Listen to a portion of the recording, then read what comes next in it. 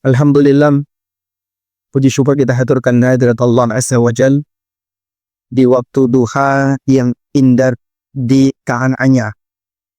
Tapi ini masih di bawah lah ya. Masih jauh kalau sampai atas. Masih cukup jauh. Kalau di sini adem no anak loh. Sedengan. Alhamdulillah. Semoga dengan suasana kajian yang Anda ikuti membuat hati makin sejuk. Kita dikumpulkan oleh Allah di masjid ini dalam rangka untuk belajar bersama. Semoga Allah jadikan forum ini sebagai forum yang barokah. Kita bisa mendapatkan ampunan dari Allah. Dan di samping juga bisa mendapatkan beberapa catatan ilmu sebagai bekal hidup kita untuk mendapatkan kebahagiaan dunia dan akhirat. Kita mau belajar tentang catatan mengenai peristiwa kematian yang saya tulis dalam satu buku, judulnya Bila Ku Mati. Ada yang bawa bukunya nggak, jawab? Ada sebagian yang bawa bukunya, murid. Baik. Ini sudah disediakan oleh mati apa yang hadir? Ada yang mau buku ini? Nggak mau. Yang datang sebelum subuh. Oh, tinggal di sini. Penghargaan untuk Marbuatin sana. Ya, beliau tadi yang gelar tiker yang bersih-bersih. Ada lagi yang datang dari sebelum subuh. Walaupun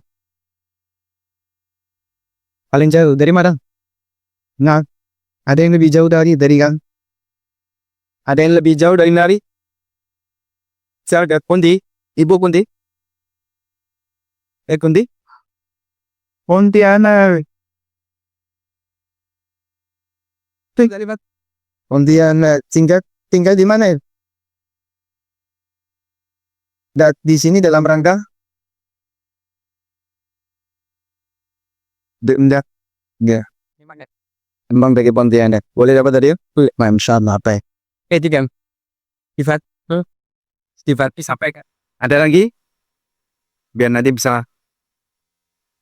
Coba kita berikan ke jamaah yang anaknya paling banyak. Anaknya paling banyak. Ibu pinten? Kenapa? Nggak ada lawan pada si Melaka. 8? Baik. 9? 8. Ada 8,5? Baik. Yang dapat hadiah anak belakang. Selanjutnya. Selanjutnya apa ini, Pak? Yang rumahnya paling dekat dengan masjid. Tetangga masjid, ada tetangga masjid? Bundi. Cuma satu. Tetangga jenengan ada, Pak? Yang lebih dekat, sini. Wonten.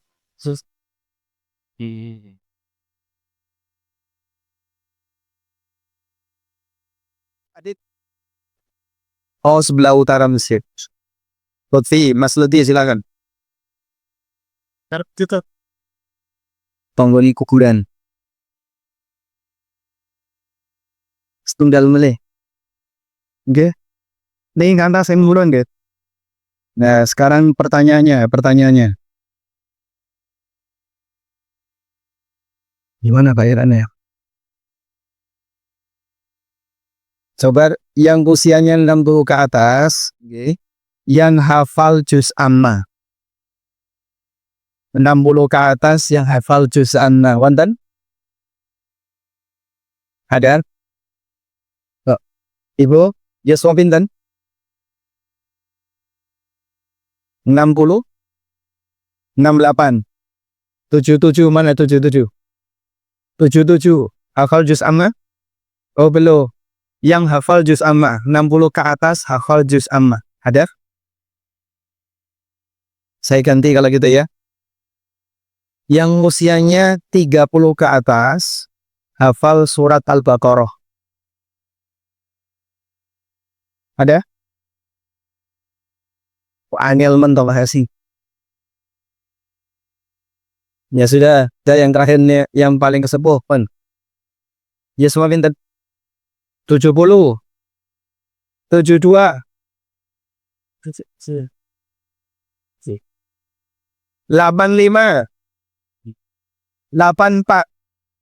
85 tadi mana 85? Sampun tabungan hadiah nih. 84 karat, 84 temenan kambu bisa. Nggih putrane yang moco. Baik. Sekarang yang sudah punya buku bisa dibuka bukunya.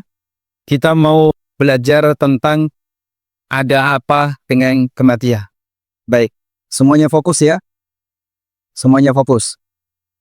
Mohon untuk tenang sejenak. Insya Allah kajian kita tidak lama.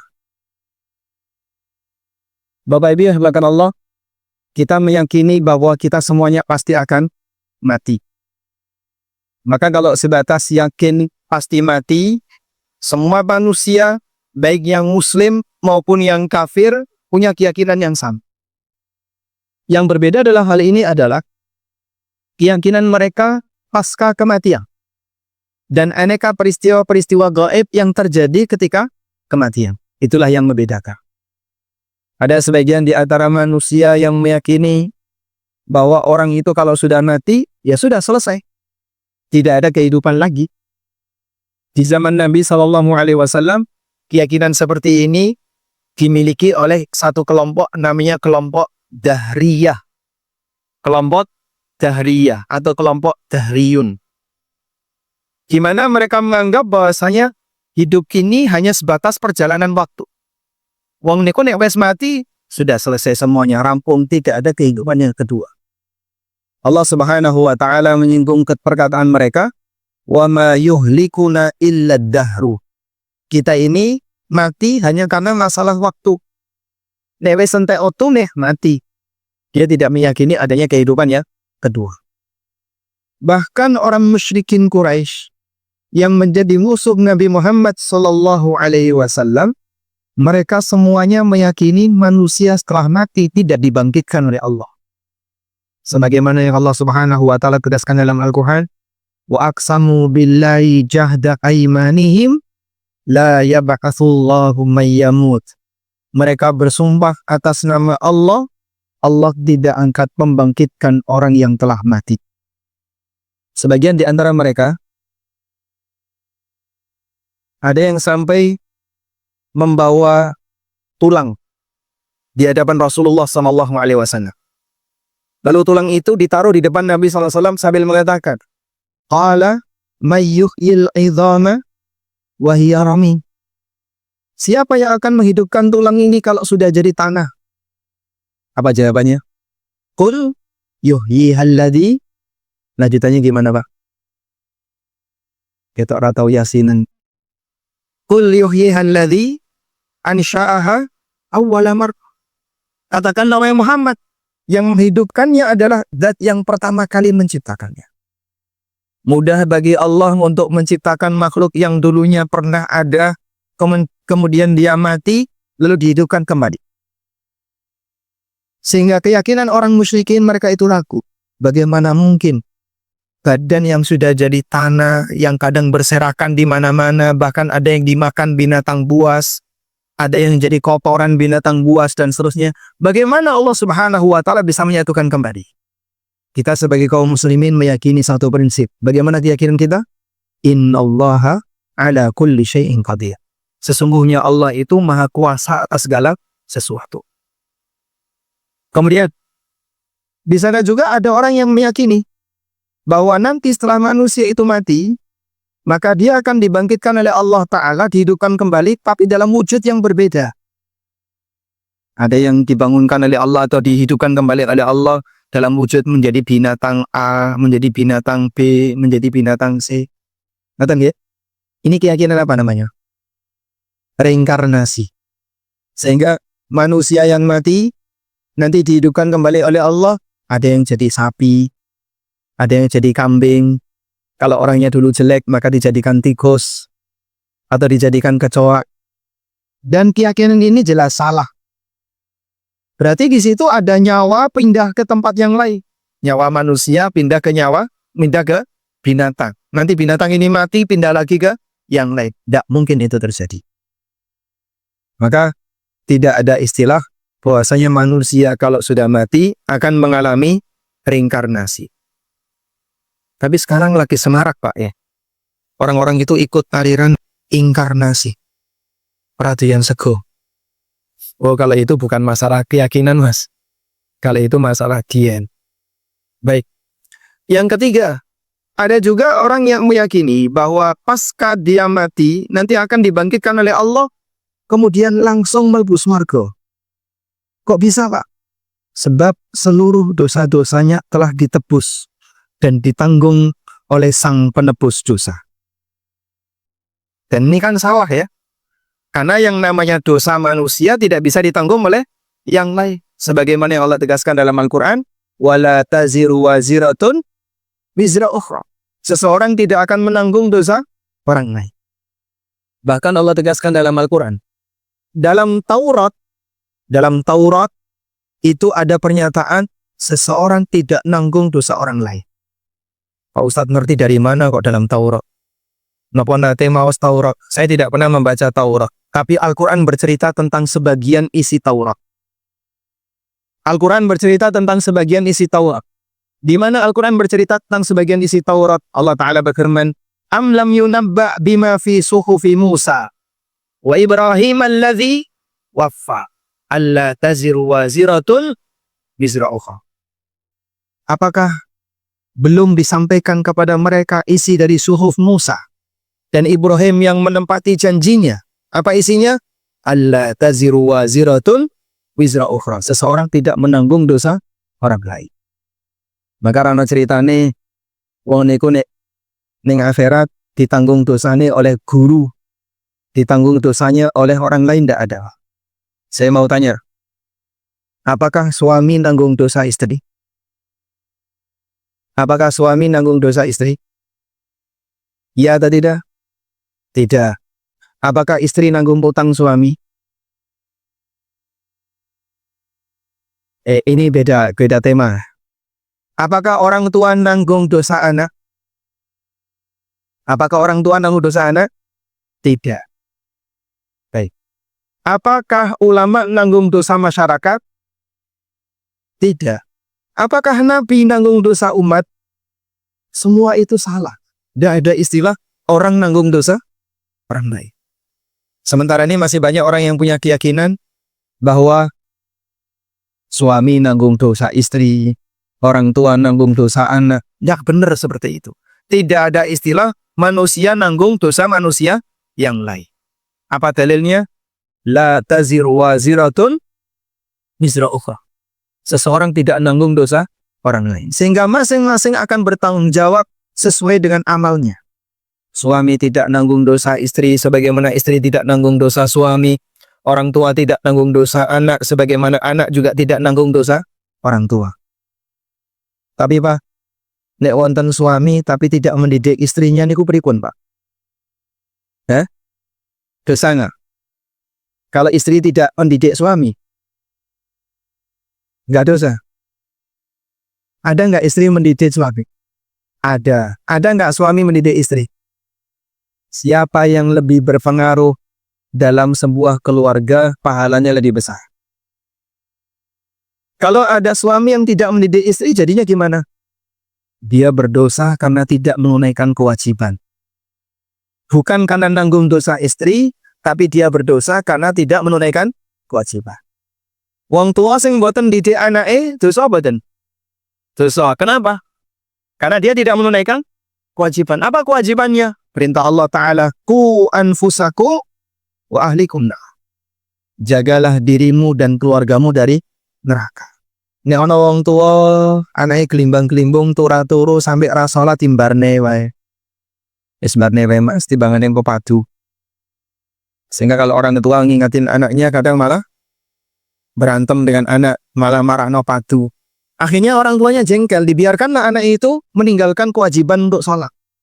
Wong tuane dosa aboten Pak? Kenapa berdosa? Tidak menjalankan perintah Allah. Ku anfusakum wa ahlikum. Nah, jagalah dirimu dan anggota keluargamu dari neraka. Tapi kalau anak itu padahal sudah diingatkan oleh orang tuanya, maka dosa anak ditanggung anak.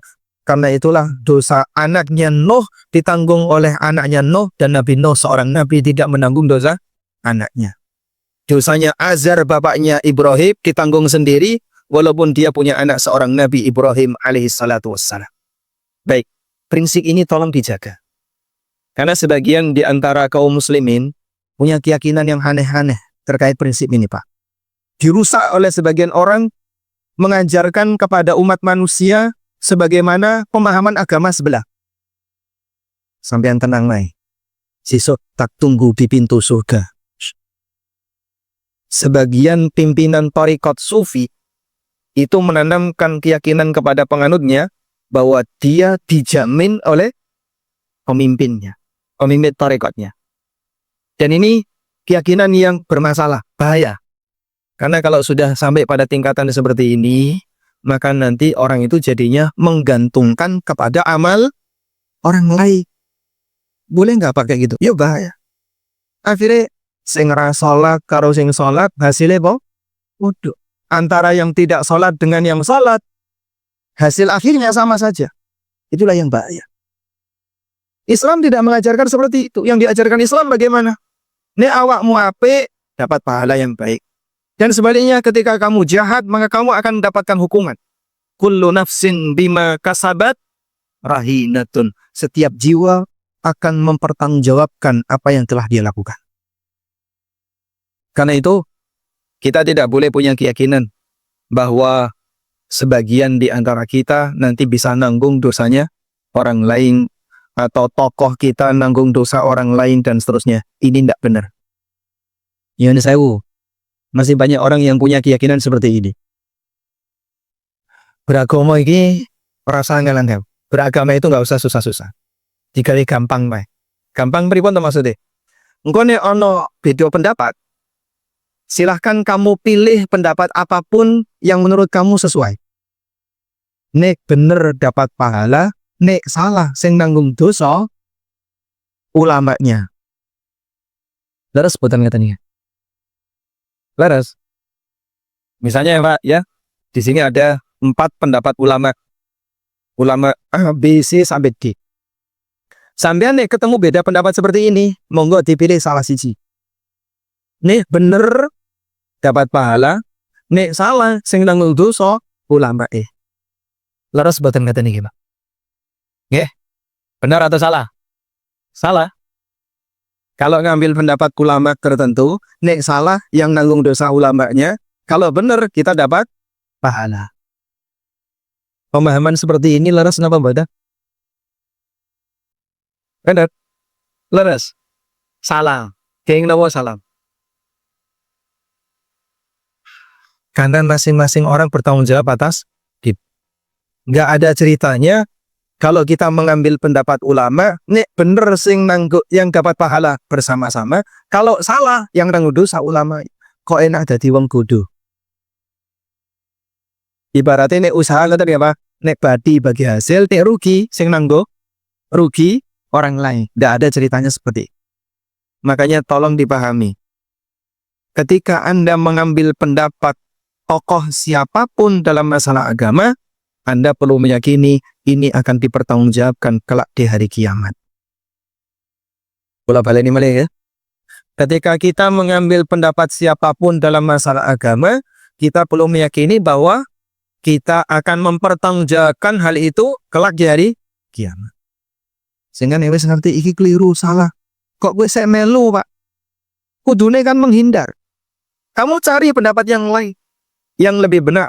Makanya Allah Subhanahu wa taala ajarkan dalam Al-Qur'an, fa in tanazahtum fi syai'in farudduhu ilallahi marrasul. Nek awakmu beda pendapat dalam urusan apapun, kembalikanlah kepada Allah dan Rasulnya. Baik. Selanjutnya, kita akan bacakan beberapa catatan kematian. Yang pertama,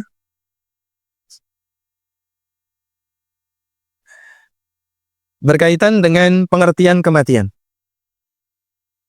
Kematian itu disebut oleh Allah dalam Al-Quran sebagai musibah. Bola balik ini malah ya. Kematian itu disebut oleh Allah dalam Al-Quran sebagai apa? musibah. Bahkan ini merupakan musibah puncak tertinggi. Kenapa, Pak? Sebab kalau musibah yang lain, mungkin masih ada gantinya. Contoh, ya. Ada orang kehilangan harta. Musibah, ngoten, Pak? Musibah. Mungkin nggak digantikan dengan harta yang lain. Mungkin. Ada orang kehilangan pekerjaan. Musibah, ngoten? Musibah. Mungkin nggak digantikan oleh Allah pekerjaan yang lain. Mungkin. Ada orang kehilangan anggota keluarga. Sangat mungkin digantikan oleh Allah dengan anggota keluarga yang lain. Ada bapak-bapak kehilangan istri. Mungkin nggak digantikan istri yang baru. Sangat mungkin. Ada ibu-ibu yang kehilangan suami. Mungkin nggak digantikan suami yang baru. Tidak mungkin. Mungkin apa betul? Mungkin. Sehingga kalau musibah bentuknya materi duniawi, ketika hilang, masih mungkin untuk digantikan yang baru. Tapi kalau sudah mati, selesai. Karena tidak ada yang bisa menggantikan nyawa. Sehingga kalau nyawa ini sudah lepas dari jasad, tidak mungkin digantikan dengan nyawa yang baru. Karena itu Allah Subhanahu wa Ta'ala mengatakan di surat Al-Maidah ayat 106. Fa'asabatkum musibatul maut. Kalian mengalami musibah berupa musibah kematian. Disebut oleh Allah sebagai musibah karena posisi kematian ini puncak dari musibah. Newes mati, rampung. Sehingga manusia sudah tidak bisa lagi menikmati harta benda yang mereka miliki. Baik. Selanjutnya. Dalam bahasa ulama, kematian itu makhluk. Dalam bahasa ulama, kematian itu makhluk. Tegese makhluk niku napa, Pak? Sesuatu yang diciptakan oleh Allah. Kematian itu makhluk, artinya kematian itu sesuatu yang diciptakan oleh Allah. Apa dalilnya kalau kematian itu makhluk? Allah Subhanahu wa Ta'ala berfirman, Alladzi khalaqal mauta wal hayata. Dialah yang menciptakan kematian dan kehidupan. Sehingga kematian itu sesuatu yang tercipta. Kata Al-Hafidz Ibnu Katsir rahimahullah, ketika beliau menafsirkan ayat ini, beliau mengatakan, wastadalla bihadhil ayah man qala innal mauta amrun wujudiyyun li'annahu makhlukun. Berdasarkan ayat ini, sebagian ulama mengatakan bahwa kematian itu adalah sesuatu yang konkret, yang ada. Karena kematian itu diciptakan oleh Allah. Nah, Nabi SAW bercerita tentang kejadian di hari kiamat. Bagaimana kematian itu didatangkan oleh Allah Subhanahu wa Ta'ala dalam rupa seperti kambing kibas. Beliau bersabda, dalam hadis dari Abu Sa'id Al-Khudri radhiyallahu anhu, Nabi SAW bersabda, yuhta bil mauti kahayati kabshin amlah. Besok di hari kiamat, kematian itu akan didatangkan seperti kambing kibas. Kematian kok jadi wedus tuh, Pak? Allah Maha Kuasa. Sehingga yang sekarang abstrak diwujudkan oleh Allah sebagai sesuatu yang konkret. Sekarang abstrak, besok diwujudkan oleh Allah sebagai sesuatu yang konkret, yang kelihatan. Fayunadi munadin. Kemudian ada yang memanggil kepada penduduk surga. Ya ahlal jannah. Wahai penduduk surga. Fayashra'ibun wayandurud. Maka mereka pun melongo wayandurun dan melihat ke arah panggilan. Jadi jenengan kalau dipanggil terus melongo ngeten niki, itu dalam bahasa Arab namanya ishra'abba, yashra'ibun. Penduduk surga dipanggil oleh malaikat, ya ahlal jannah fayashra'ibun. Maka mereka langsung dongak dan melihat ke arah panggilan tadi. Hal ta'rifuna hadza? Tahu nggak kalian ini apa? Fayaqulun, penduduk surga menjawab, nah, kami tahu hadzal maut, itu adalah kematian. Wa kulluhum qad ra'ah. Dan mereka semuanya telah melihat ke arah kematian tadi. Tsumma yunadi, kemudian setelah itu malaikat memanggil kepada penduduk neraka. Ya ahlan nar, wahai penduduk neraka. Fayashra'ibun wa yandurun. Mereka pun melongo dan melihat ke arah panggilan. Kemudian ditanya, kalian tahu ini apa? Mereka menjawab, na'am hadal maut. Ya, kami tahu itu adalah kematian. Sehingga besok jenengan sedaya bisa melihat kematian. Semua manusia bisa melihat kematian. Diwujudkan oleh Allah seperti kambing. Fayulbah, kemudian kematian tadi disembelih. Kematian disembelih. Kok aneh-aneh toh Pak? Ini hadis Nabi SAW. Beliau bercerita tentang hal gaib besok yang terjadi nalikane kiamat. Sebagai orang yang beriman, maka kita meyakini seperti apa yang disampaikan oleh Rasulullah SAW. Kematian tadi disembelih, sehingga kematian telah mati, maka tidak ada lagi kematian. Karena kematian sudah mati. Tsumma yaqulu, kemudian malaikat ini mengatakan, ya ahlal jannah khuludun fala mauta, wahai penduduk surga, kalian kekal dan tidak akan mati selamanya. Sehingga mereka makin gembira dan bahagia. Berada dalam kenikmatan, tapi tidak mati selamanya. Masya Allah. Kaya apa Pak? Urip kaya ngono Pak. Tidak bisa dibayangkan oleh manusia. Tidak pernah dilihat oleh mata, tidak pernah didengar oleh telinga, tidak pernah terbayang dalam hati manusia. Terus dengan misalnya bayangkan nih kaya piye sing paling enak. Surga jauh lebih enak daripada yang bisa dibayangkan oleh manusia. Wa ya ahlan nar khuludun fala mauta. Wahai penduduk neraka, kalian kekal dan tidak akan mati selamanya. Sehingga mereka makin sedih. Karena kematian sudah dibunuh, kematian sudah disembelih, sehingga tidak ada lagi kematian. Hadis menikah sahih, riwayat Bukhari, Muslim. Baik. Oleh karena itulah, Bapak Ibu yang kami hormati, bersabarlah dalam menghadapi ujian dunia. Sebab ujian dunia ini sifatnya gimana Pak? Abadi atau sebentar? Sementara. Urip misalnya raina, tapi aku raina Pak. Raina tidak akan selamanya.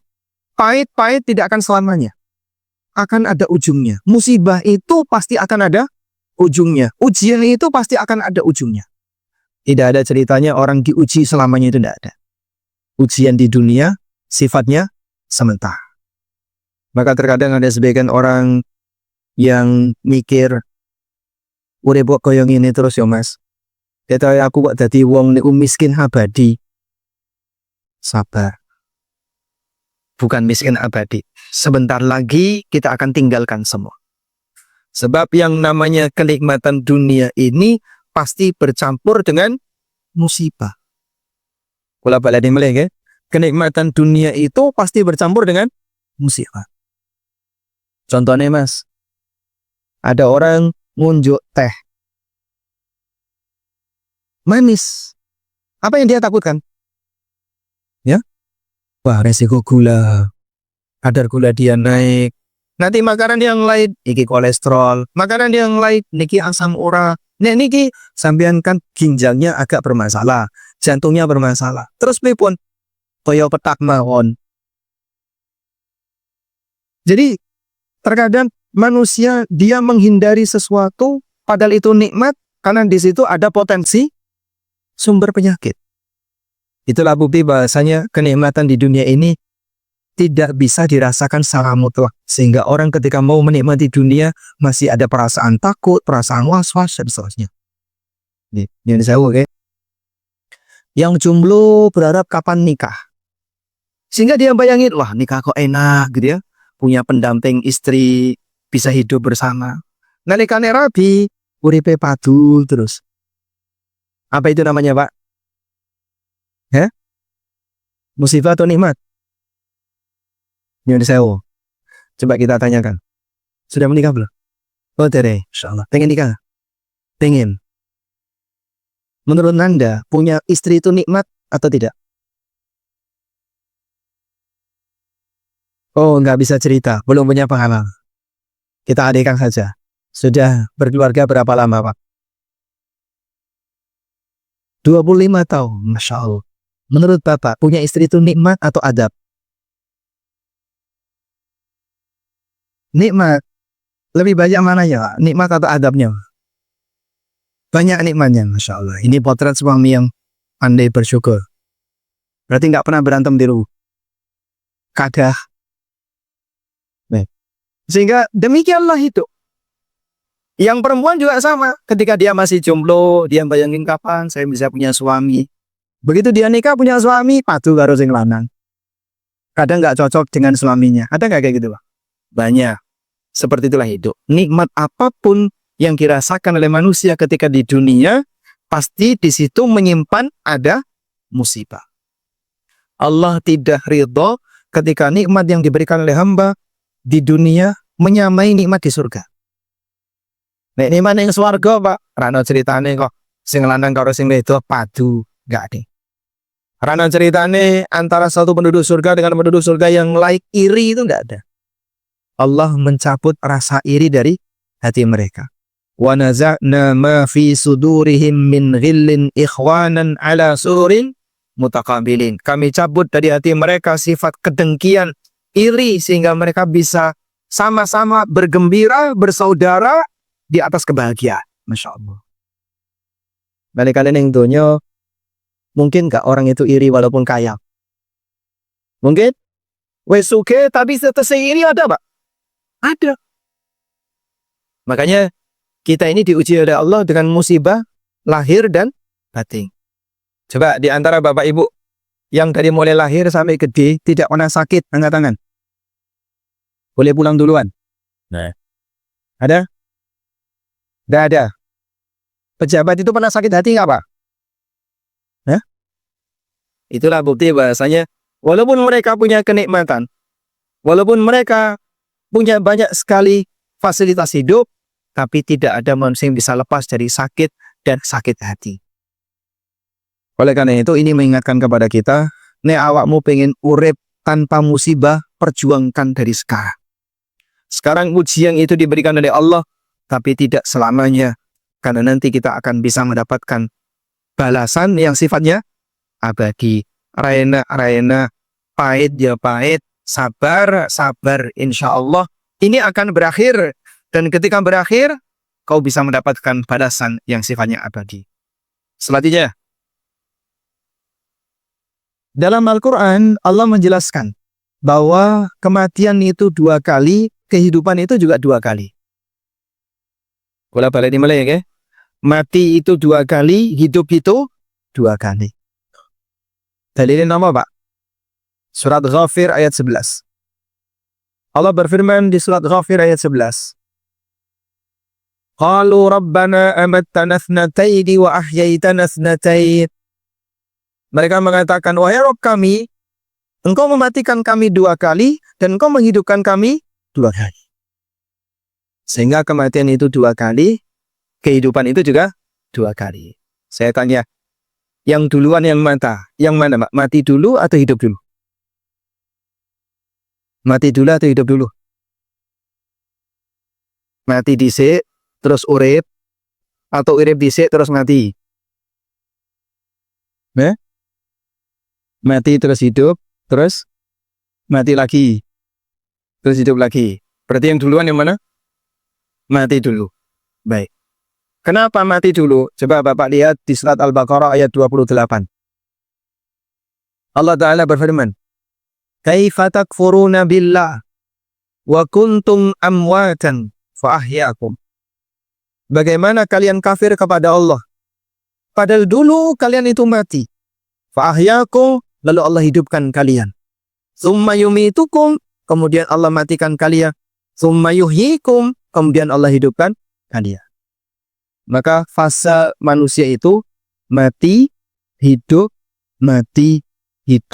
selamanya. Sehingga ujung dari kondisi kita adalah hidup selamanya. Hidup selamanya ini kutan pun tiba di alam akhirat.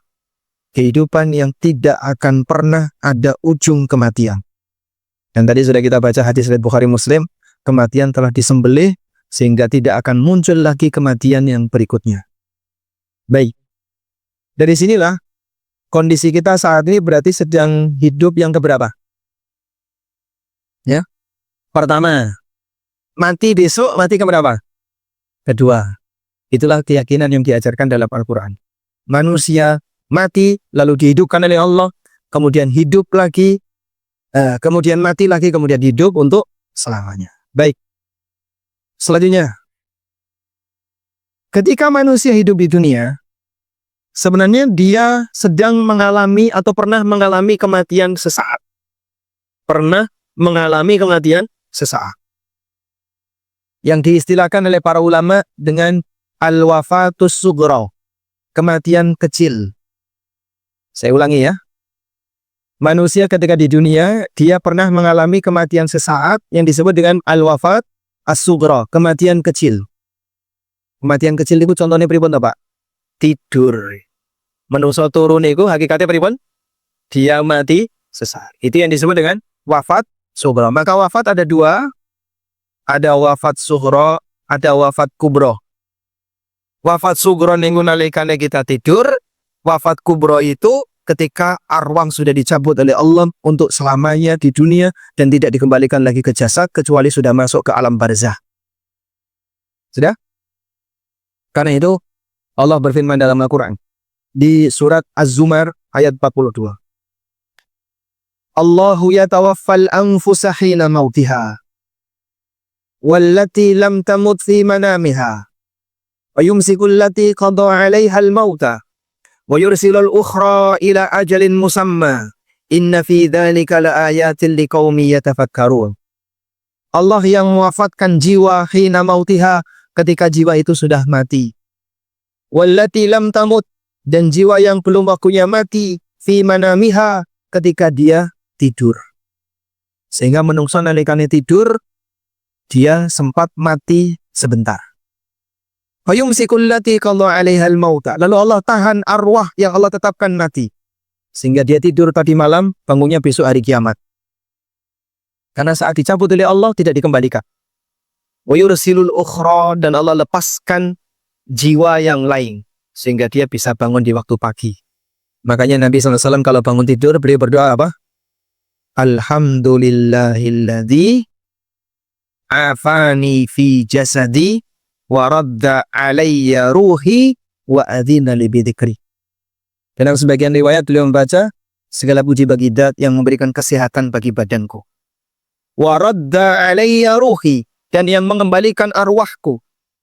Wa adzina li bidzikri, dan memudahkan aku untuk berzikir kepadanya. Termasuk juga doa tadi, alhamdulillahilladzi ahyana ba'dama amatana wa ilaihi. Apa yang pertama kali Anda lakukan ketika bangun tidur?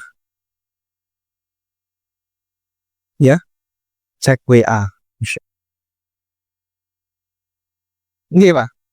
Mateni alarm. Habis itu tidur. Jadi banyak di antara kita melupakan sunnah yang mulia ini. Begitu bangun tidur, zikir kepada Allah. Padahal manusia yang zikir kepada Allah, ketika dia bangun tidur, bukti cinta dia kepada Allah. Maka yang disebut pertama kali adalah nama Allah. Sehingga jenengan nih, tangi turu, sing digoleki pertama kali apa, Pak? A, HP, B, bojone, C, dompete. Apa yang Anda cari pertama kali ketika bangun tidur? HP nama bojo? Yang lebih penting yang mana, Pak? HP-nya nama bojone, Pak. Sehingga dia bangun tidur, yang pertama kali dicari HP. Sudah, begitu dia matikan alarm, ada yang masih bertahan melek, kemudian buka-buka WA, buka status sosial, media sosial apa, status-status orang. Subhanallah. Dan itu melupakan dia untuk berzikir kepada Allah Subhanahu wa taala. Maka yun tolong ya, dijaga ya. Kalau bangun tidur, ngapain? Ya, baca doa. Alhamdulillah. Yang pertama kali terucap, yang pertama kali kita lakukan pada saat kita bangun tidur, Alhamdulillah. Segala puji bagi Allah. Badan usaha, bangun tidur tidak demam, bangun tidur tidak ngergesi, dengan tangi turu dalam keadaan badannya utuh, arwah kita balik, kita bisa beraktivitas kembali dalam kondisi kita sehat walafiat. Baik. Selanjutnya jamaah dimuliakan Allah, terkait kematian saat tidur, ada satu pelajaran yang penting untuk kita ingat-ingat sebagai hamba Allah. Yang bawa mushaf, saya minta tolong buka surat Al-An'am ayat 60. Surat Al-An'am ayat 60. Buka mushaf, Pak ya. Bukan HP.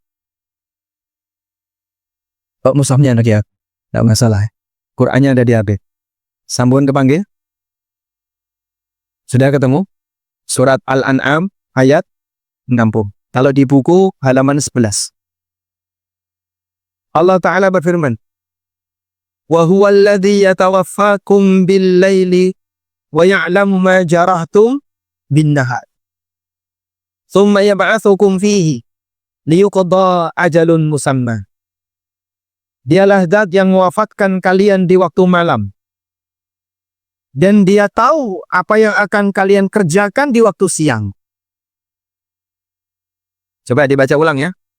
Dialah zat yang mewafatkan kalian di waktu malam. Dan dia tahu apa yang kalian kerjakan di waktu siang. Jadi nyuwun sewu Pak. Malam hari tadi kita diwafatkan oleh Allah sesaat. Kemudian gimana Pak? Arwah kita dikembalikan ke jasad. Sehingga kita bisa bangun. Allah tahu ini orang, kalau arwahnya dikembalikan, dia pasti akan durhaka. Allah tahu.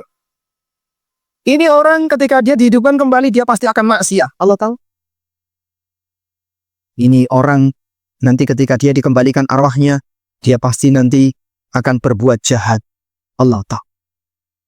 Tapi, lembutnya Allah kepada hambanya, innahu latif.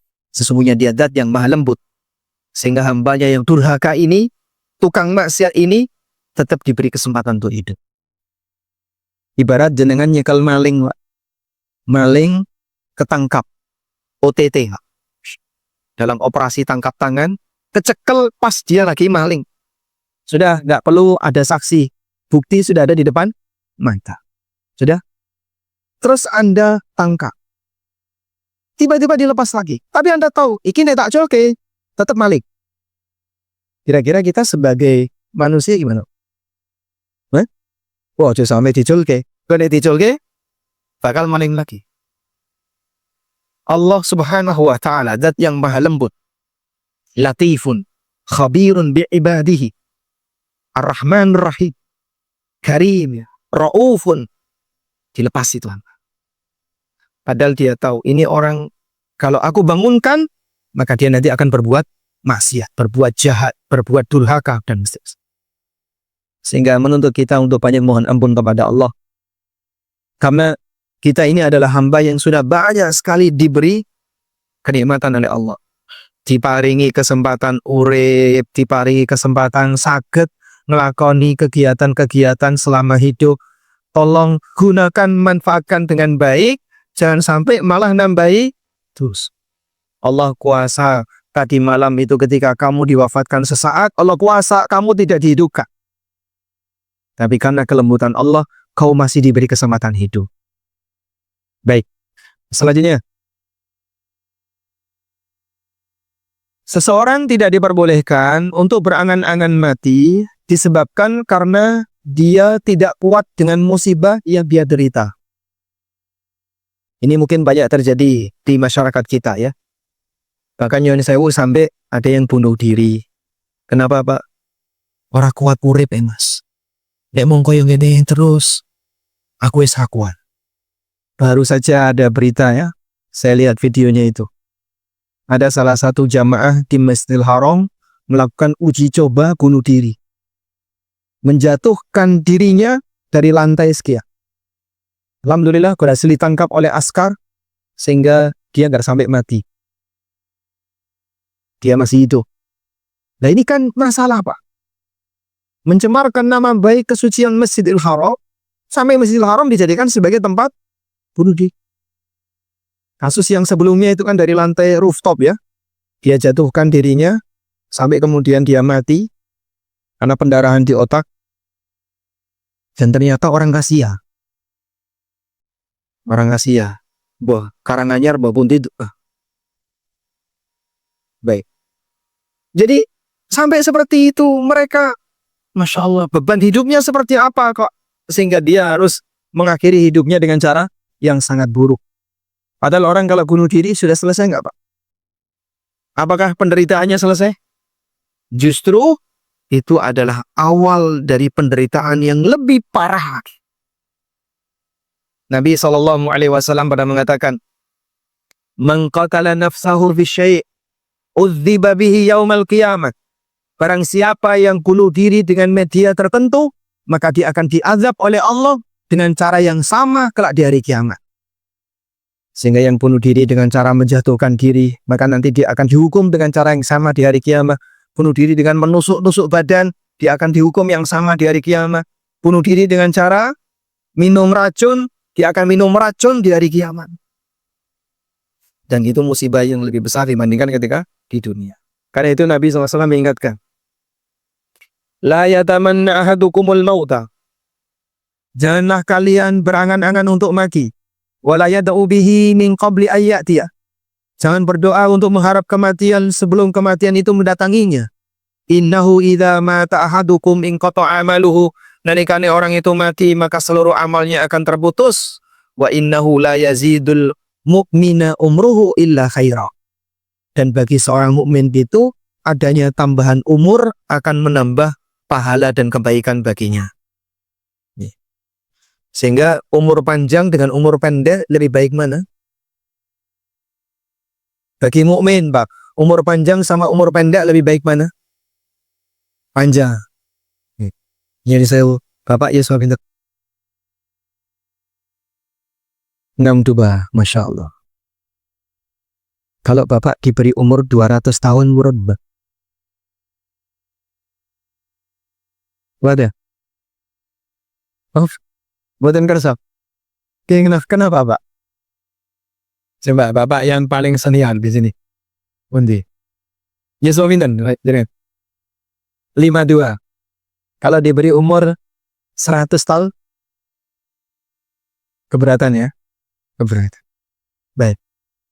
Banyak di antara kita yang berpikir umur dawa, wah, awake kesal kabeh, gitu Pak.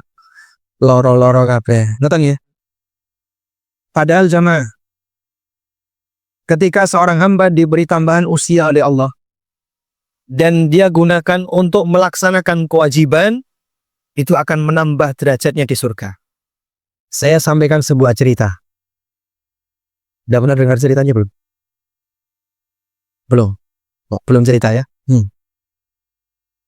Dari sahabat Talha bin Ubaidillah. Beliau bercerita, ada dua orang, sebut saja A dan B, karena dalam hadis itu tidak disebutkan nama sahabat. Cuma disebutkan sahabat 1, sahabat 2. Dua sahabat yang dia masuk Islam bareng, A sama B. Masuk Islamnya tadi. Sudah? Setelah itu gimana, Pak? Sahabat A ini lebih rajin ibadah. Bahkan beliau mati di medan jihad. Mati apa? Syahid. Sementara sahabat B hidup setahun setelah sahabat A meninggal, lalu barulah beliau meninggal. Sehingga sahabat B ini meninggal setahun setelah A meninggal. Tapi B ini tidak lebih rajin ibadah dan tidak meninggal di medan jihad. Kemudian Talha bermimpi, beliau berada di depan pintu surga dalam mimpi itu, dan melihat A dan B berada di depan pintu surga. Tiba-tiba penjaga surga keluar. Lalu dia mengizinkan, wahai B, silakan masuk. Kemudian dia keluar lagi. Selanjutnya dia mengizinkan kepada A, sekarang kamu wahai A, silakan kamu masuk. Kemudian dia keluar lagi, lalu menyampaikan kepada Talha bin Ubaidillah, amma anta farji, fa innaka lam ya'ni ba'du. Kamu silakan balik ulang, karena belum waktunya. Pulanglah Talha, bangun tidur. Lalu beliau cerita, karena merasa ada yang aneh, sampai kemudian berita ini jadi viral di Madinah. Hingga cerita ini sampai ke telinga Rasulullah SAW. Lalu beliau bertanya kepada para sahabat, Madza ta'jabun? Apa yang membuat kalian heran? Kemudian mereka mengatakan, ya Rasulullah, si A itu lebih rajin ibadah. Dia mati syahid di medan jihad. Si B tidak lebih rajin ibadah. Dan dia tidak mati syahid. Tapi kenapa B masuk surga duluan daripada si A? Kemudian Nabi SAW menyampaikan, bukankah B itu hidup 1 tahun setelah si A meninggal? Betul ya Rasulullah. Waqad shalla kada wa kada raka'atan. Dan dia telah melakukan sholat sekian ratus rakaat selama 1 tahun. Betul ya Rasulullah. Wa dakhala alaihi Ramadan. Dan dia ketemu dengan bulan Ramadan. Betul ya Rasulullah. Fama bainahuma ma bainas sama'i wal ard. Jarak antara keduanya itu seperti langit dan bumi.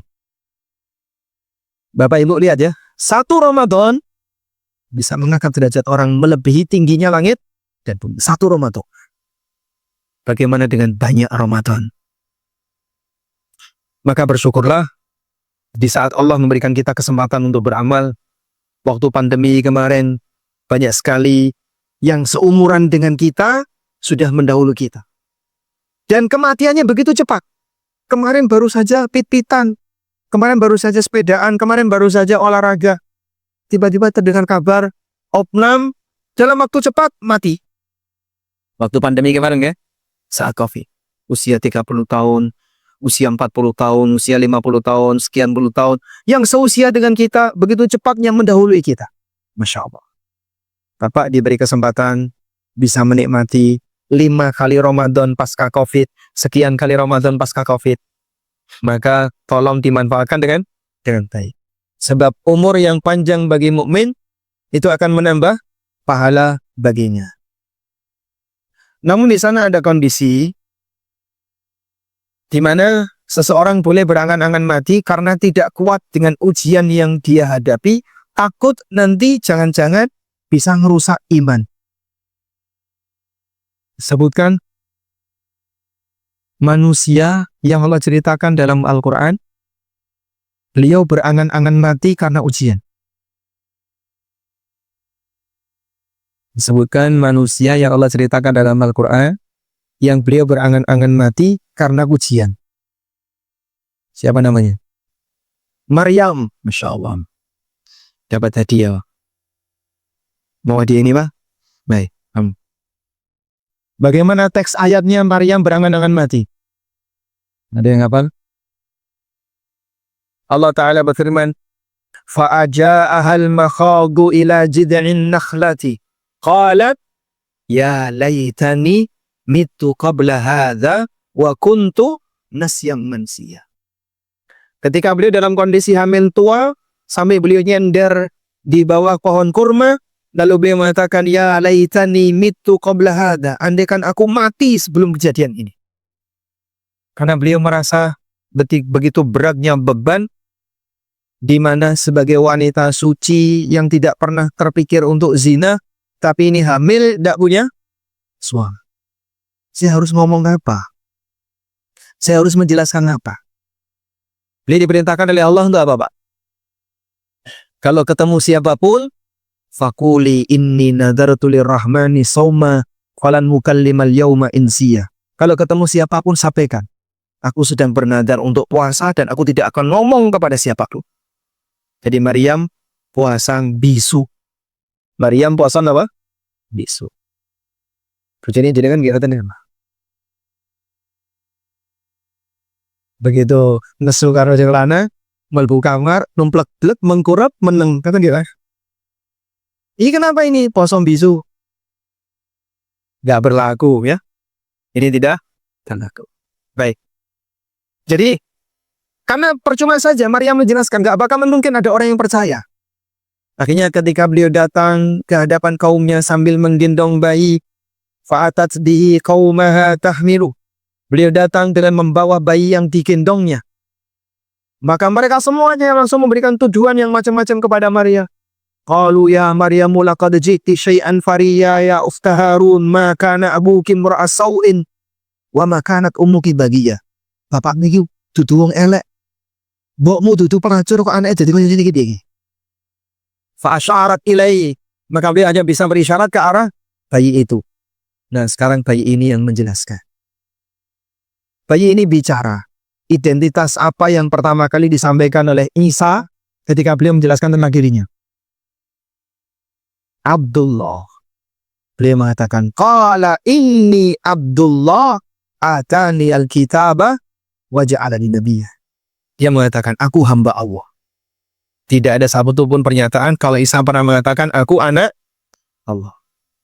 Ya, walaupun mereka bingung, bagaimana mungkin ada wanita bisa hamil, tidak punya suami, kalau bukan Allah suaminya.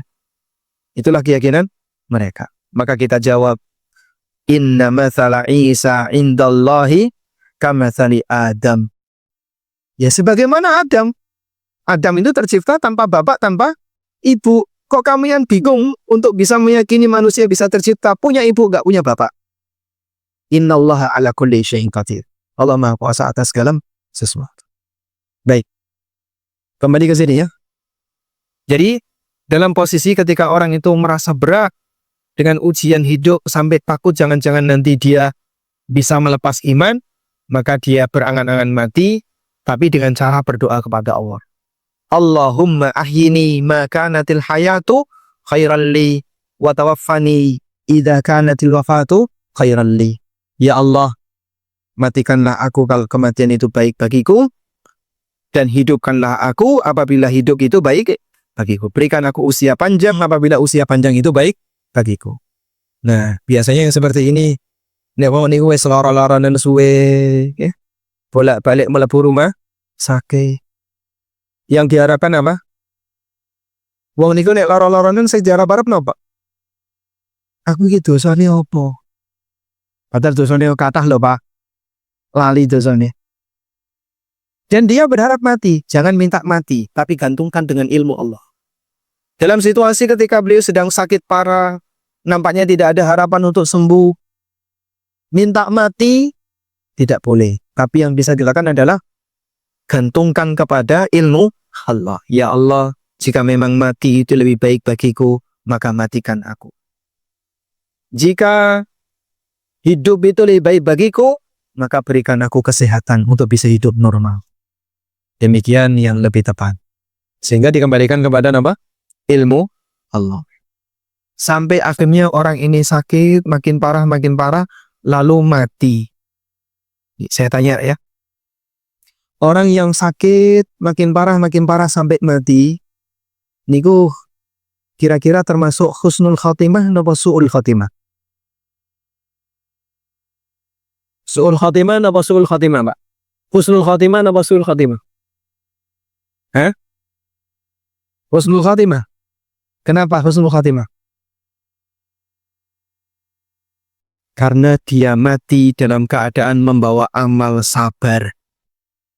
Niku nek tiangnya sabar. Sehingga kalau orang yang sabar ketika diuji oleh Allah dengan sakit yang demikian parah, dia sabar. Aku menerima, aku ridho, aku nerima, ridho, sabar.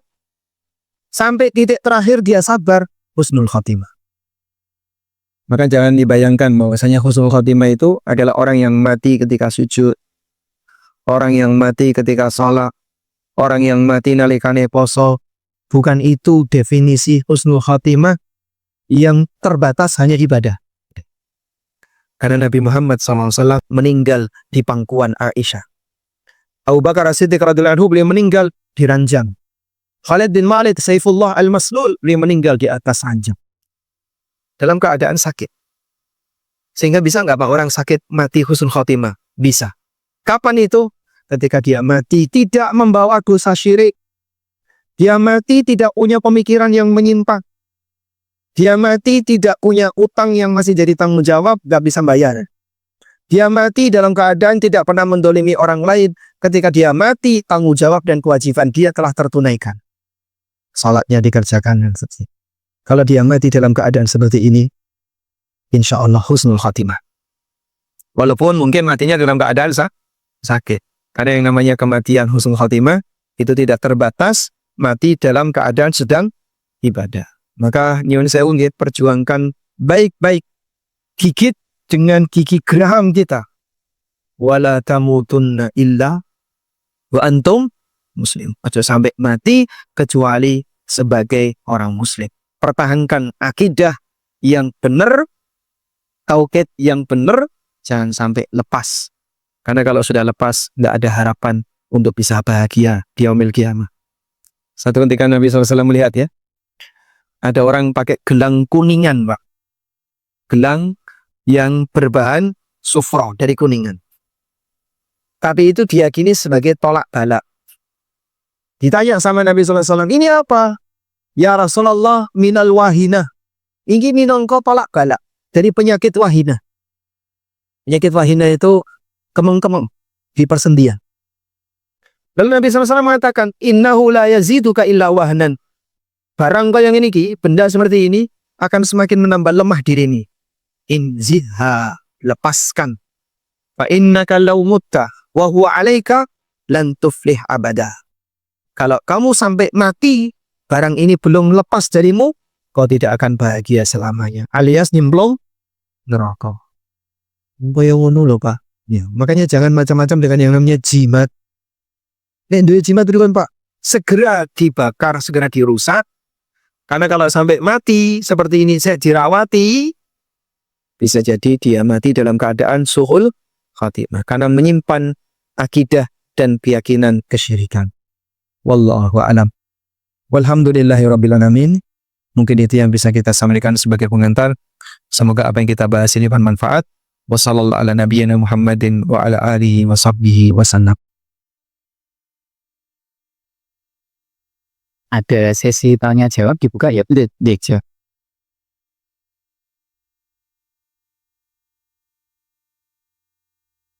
Jazakumullah khairan kepada Ustaz yang mana memberikan ilmunya kepada kita semua.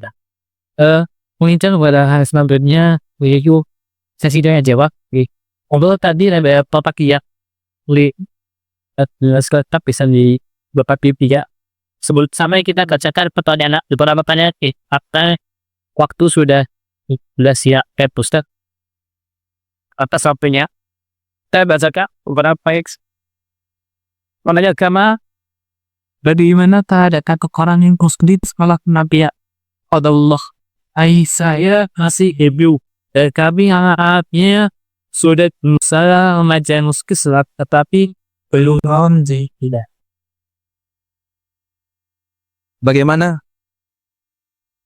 Bagaimana keadaan non-muslim ketika dia mati? Bagaimana keadaan non-muslim ketika dia mati? Allah mengatakan dalam Al-Qur'an, "Innahu may yusyrik billah faqad harramallahu 'alaihil jannah wa ma'wahun nar wa ma lidh-dhalimin min ansar." Orang yang berbuat syirik kepada Allah, Allah haramkan dia untuk masuk surga dan tempatnya di neraka. Dan orang zalim yaitu orang musyrik tidak akan mendapatkan penolong. Baik. Allah akan mempertemukan Ibrahim dengan ayahnya Azza, seperti yang disebutkan dalam hadis riwayat Bukhari. Jenengan kita ini hadis meninggal ini penting sahab. Nabi SAW bersabda, "Yalqa Ibrahimu Azar yaumal qiyamah wa ala wajhi Azar qatarah ghabara."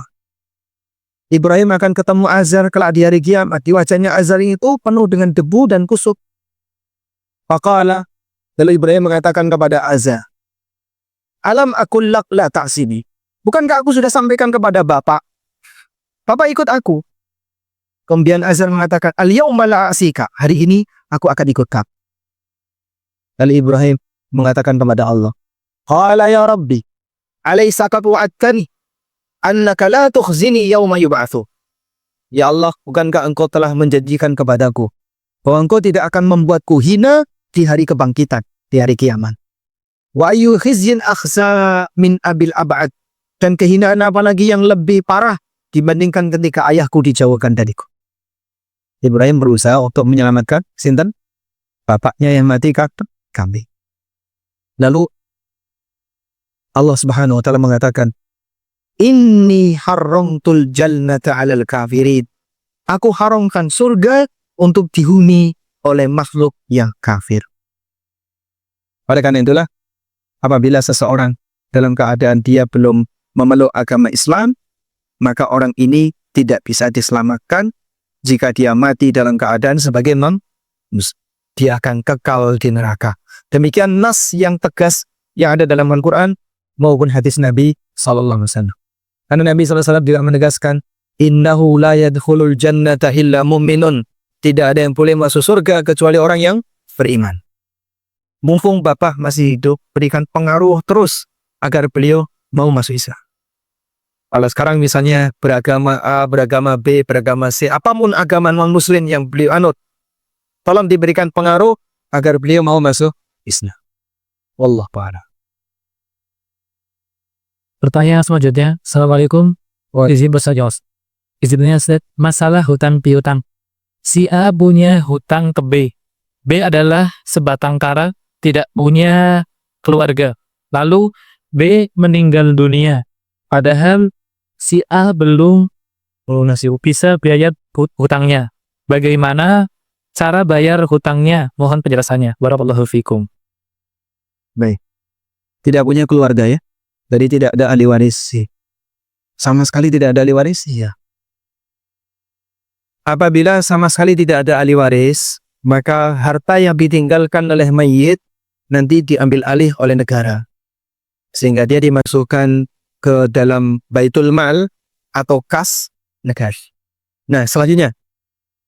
Bagaimana kalau kita punya utang kepada si A ini, sementara beliau tidak punya ahli waris? Berarti Anda kalau bayar, serahkan ke negara. Gimana Pak nyerahkan ke negara? Apa saya serahkan ke kantor polisi? Atau saya serahkan ke kantor pajak? Atau saya serahkan ke di mana? Mungkin kalau Anda kesulitan untuk mencari mekanisme cara mengembalikan harta itu ke negara, cara yang paling gampang adalah Bapak salurkan untuk fasilitas umum yang seharusnya ditanggung oleh negara tapi belum diselesaikan oleh negara. Misalnya jalan rusak, selokan rusak, itu tanggung jawab siapa? Negara ya. Jalan rusak tanggung jawab siapa? Negara. Nah, karena negara belum membereskan, pakai dana itu sila. Dan ini juga sempat kami sampaikan kepada para ASN yang mungkin dulu waktu dia masih menjabat pernah melakukan banyak sekali pelanggaran. Misal, mengambil uang yang bukan haknya, perjalanan dinas fiktif, rapat cuma tanda tangan tapi nggak ada rapat, perjalanan dinas 3 hari tapi yang dipakai cuma sehari, 2 harinya pelesir, dan dia mendapatkan amplop-amplop liar seperti itu. Kumpulin di Pak. Aku pensiun ya Mas, makanya dulu pernah nggak? Ya pernah Mas, lumayan. Terus gimana? Nek sampai sampean mati belum dikembalikan, nanti akan dibongkar di hari kiamat. Tidak ada istilah Allah melupakan semua tindakan kedzaliman. Kumpulkan, kembalikan. Kemana Pak saya harus kembalikan? Kembalikan ke negara. Agar bisa dimanfaatkan untuk kemaslahatan besar. Kalau kesulitan Pak, berikan untuk fasilitas umum atau minimal jenengan serahkan ke fakir miskin. Karena dalam undang-undang di negara kita, fakir miskin dan anak terlantar dipelihara oleh negara. Maka bisa dijadikan sebagai solusi dengan memberikan ke mereka. Wallahu a'lam. Pertanyaan selanjutnya, Sir. Definisi mati suri menurut Islam. Karena dari cerita-cerita yang ada, ketika mati suri bisa melihat siksa neraka. Dan ketika bangun adalah kesempatan untuk bertobat. Jadi, apakah mati suri itu kondisi istimewa dari Allah? Mati suri yang dialami oleh manusia, kalau secara medis, mungkin kondisinya pingsan. Atau, apalagi, tidak sadar dalam waktu yang cukup panjang. Keadaannya seperti orang yang tidur, sehingga arwahnya dicabut sementara. Yang tadi disebut dengan al-wafat as-sughra, wafat kecil. Allah matikan dia dalam bentuk wafat kecil, seperti orang tidur, tapi waktunya mungkin lebih panjang daripada tidur. Dulu ada yang sampai 309 tahun. Seperti siapa? Ashabul Kahfi. Ashabul Kahfi selama 309 tahun. Itu apa Pak yang dilakukan? Ya tidur. Nah, orang yang mati suri juga seperti itu. Terus kalau dia melihat neraka dan seterusnya, itu mimpi. Dalam mimpi itu dia ditampakkan A, ditampakkan B, ditampakkan C. Dia melihat aneka kejadian-kejadian aneh. Mungkin tidak Pak? Sani. Mudah bagi Allah untuk menampakkan orang ini hal-hal yang gaib dalam mimpi. Begitu dia bangun, dia sadar. Sempat teringat, tadi saya mimpi ketemu ini, mimpi ketemu ini, mimpi ketemu ini. Sejatinya dia belum mati. Tapi tadi dia baru mimpi. Arwahnya dicabut sesama oleh Allah, kemudian dikembalikan lagi kepadanya. Itulah hakikat dari mati suri. Sebab tidak ada kematian lebih dari 2 kali. Kita sudah mati sekali, tinggal sekali. Nah, kalau sudah mati, yang terakhir nanti, tidak akan ada lagi kesempatan untuk balik lagi ke alam dunia. Baik, jadi Penjelasannya apa ini mati suri? Mati sesaat karena dia mengalami wafat sughra, wafat kecil, sebagaimana yang dialami oleh orang yang tidur, tapi waktunya lebih panjang. Allahumma. Bismillah, izin bertanya Ustaz, apakah sahih bahwasanya ada ciri-ciri fisik tertentu yang berubah ketika hendak mendekati ajal? Seperti sebelum 40 hari kematian akan terasa denyutan bagian tubuh tertentu atau yang semisalnya. Terasa apa? Denyutan. Denyutan di bagian tubuh tertentu. Oke. Kedutan. Oh, kedutan. Oke. Syukran. Jazakallahu khairan. Jadi kalau sering kedutan itu berarti tanda-tanda ada orang bilang gini, kalau ada 3 orang foto bersama, maka yang tengah biasanya akan mati. Ini salah. Yang benar 3-3-nya mati. Semua pasti akan mati. Intinya, semuanya pasti akan mati, tapi mati itu dirahasiakan oleh Allah. Dah ya? Allah Ta'ala menegaskan dalam Al-Quran, wa ma tadri nafsun bi ayyi ardin tamut. Seseorang tidak akan pernah tahu di mana dia akan mati. Sehingga tidak ada satu manusia yang tahu di mana dia akan mati.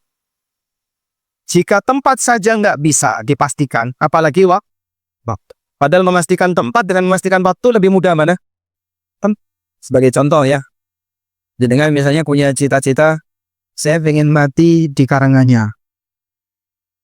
Caranya gimana, Pak? Ya, jangan pernah keluar dari, karena walaupun dia sendiri juga nggak bisa memastikan apakah nanti pasti mati di Karanganyar atau tidak. Walaupun direncanakan bisa, tapi hasil akhirnya tidak tahu. Ada satu cerita nih. Masih lama gak waktunya? Masih berapa tuh? Oh udah mau berakhir, nggak usah aja. Nanti. Nah, waktunya udah mau habis. Baik. Saya dapat cerita ini dari salah satu guru kami. Wallahu a'lam mengenai keabsahannya ya. Jadi suatu ketika Nabi Sulaiman itu pernah bersama dengan salah satu perdana menterinya. Pokoknya orang dekatnya lah. Duduk bareng dengan Sulaiman. Tiba-tiba datang malakul maut. Lalu ikut bersama di majelis itu. Tapi malakul maut ini melihat ke arah orang tadi, si A tadi. Dipandangi terus si A. Sampai akhirnya si A ini ketakutan. Si A ini ketakutan. Kok beliau melihat saya terus? Saking ketakutannya, akhirnya beliau minta kepada Nabi Sulaiman, tolong pindahkan saya ke India. Saya kok ketakutan, tadi dilihat terus sama malakul maut. Akhirnya dipinjemi kendaraan berupa apa? Angin, dia dipindahkan ke India. Setelah itu beliau baring lagi ke Syam. Kemudian Nabi Sulaiman tanya kepada malaikat, mengapa Anda memandangi terus orang ini? Jawab malakul maut, aku diperintahkan oleh Allah untuk mencabut nyawa dia di India. Kok sekarang dia masih di Syam? Ternyata dia sudah tiba di. Ya wallahu a'lam apakah cerita ini sahih atau tidak, ataukah itu masuk dalam berita Israiliyat. Tapi ini salah satu di antara bukti bahwasanya orang punya rencana mati di tempat tertentu, namun bisa saja dia apa? Dia nggak bisa untuk memastikannya. Wa ma tadri nafsun bi ayyi ardin tak. Maka tidak ada istilah nek urunge wis ketok bengkok, wah itu berarti wis harap mati. Nek kupinge kok priwil, harap mati. Tidak bisa seperti itu. Memang terkadang ada firasat mendekati kematian ketika orang sudah sakit misalnya. Atau misalnya dia merasa kayaknya nanti ada hal yang akan menimpa dirinya. Beberapa sahabat sebelum jihad, mereka sempat mengalami itu. Sehingga dia pesan sama anaknya, mungkin saya tidak akan hidup lagi setelah peristiwa itu. Sehingga dia pesan wasiat A, B, C, seperti Zubair bin Awwam. Zubair itu meninggal pada peristiwa perang apa? Zubair bin Awwam meninggal saat peristiwa perang apa? Perang? Zaman apa Jamal? Jamal itu apa? Onta, masya. Dapat dia. Pada peristiwa perang Jamal. Dan sebelum perang, Zubair pesan sama anaknya Abdullah. Saya punya utang sekian, saya punya harta di sini, tolong bereskan utangmu, utang bapakmu dan benar ya, saat peristiwa perang Jamal beliau wafat. Baik. Nah, firasat seperti ini mungkin saja terjadi, tapi tetap orang tidak bisa memastikan. Kali. Assalamualaikum Ustadz. Waalaikumsalam. Izin bertanya, di akhirat kelak ada golongan yang dinyatakan bangkrut dengan amal kebaikan dikarenakan kezalimannya. Apakah orang tersebut juga mendapatkan nikmat kubur? Jazakumullah khairan. Di akhirat kelak ada orang yang bangkrut karena pernah berbuat dolim. Apakah juga dapat nikmat kubur? Wallahu alam, kita tidak tahu. Tapi selagi dia mukmin, dia punya kesempatan untuk masuk. Itu kata kunci ya. Walaupun mungkin bisa jadi dia disiksa dulu baik di alam kubur maupun di neraka. Yang jelas selama dia mati muslim, mati mukmin, dia punya kesempatan untuk bisa mendapatkan surga. Oleh karena itulah perjuangkan agar tetap jadi muslim sampai akhir hayat. Wallah.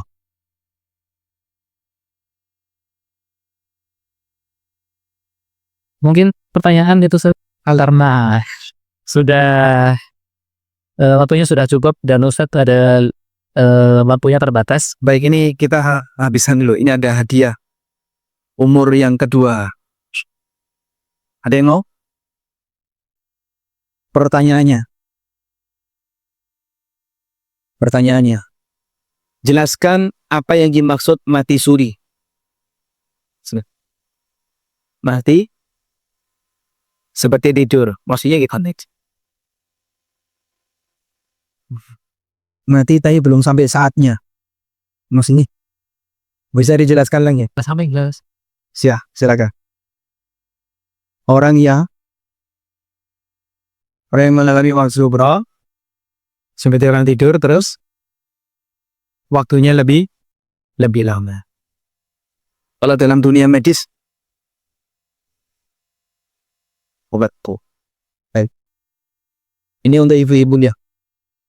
Buku judulnya Mata Menata Wanita. Untean nasihat untuk kaum hawa. Nanti angkat tangan yang sudah siap menjawab. Istri Nabi SAW yang dinikahi dalam kondisi gadis. Hanya ibu-ibu yang jawab. Monggo, sampean tunjuk. Pilih mas. Monggo ya. Ini baju merah apa? Ibu. Siapa? Itu jawab. Aisyah, pertanyaannya. Pernah ya? Baru anjing ya? Siap buatan jawab. Hah? Siapa nama mbahnya Aisyah?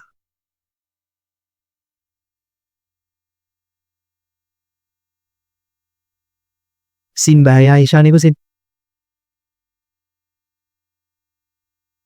Carikan yang lainnya, mau angkat tangan silakan. Silakan Ibu, monggo. Abu Bakar As-Siddiq itu bapaknya. Bapak. Tadi saya ada tidak. Sinten? Abu Kuhafa. Nama aslinya? Utsman. Kapan dia? Iya, baik. Nanti diambil itu ya, Bu. Iya. Dan juga baik, demikian yang bisa kita sampaikan. Semoga apa yang kita bahas ini bermanfaat. Allahumma anfa'na bima 'allamtana wa 'allimna ma yanfa'una warzuqna ilma. Wa sallallahu ala nabiyyina Muhammadin wa ala alihi wa sahbihi wa sallam wa akhiru da'wana alhamdulillahi rabbil alamin. Wassalamualaikum warahmatullahi wabarakatuh.